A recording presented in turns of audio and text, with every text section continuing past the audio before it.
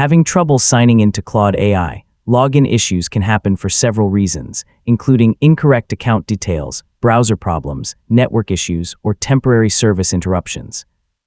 In this tutorial, I'll show you how to fix Claude AI login issues in 2026, so let's get started. First, make sure you're entering the correct email address or using the same sign-in method you originally registered with. Double-check for typing mistakes before trying again.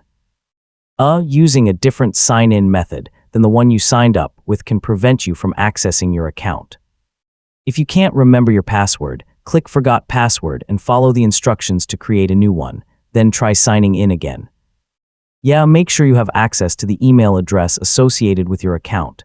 Next, refresh the page, check that your internet connection is working, and try signing in again.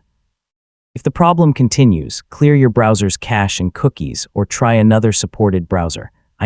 Browser-related issues are often easy to fix. Sometimes the problem isn't on your device. If Claude is experiencing a temporary outage or maintenance, you'll need to wait until the service is available again. Take a moment to check the official status page, or if you suspect a service issue. If you're using the Claude desktop application, make sure it's updated to the latest version. Installing updates can resolve compatibility and login problems.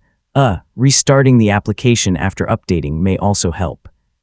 If you've tried everything and still can't sign in, contact Claude support with details about the issue, including any error messages you've received. So you've successfully learned how to troubleshoot Claude AI login issues, and that's how to fix Claude AI login issues.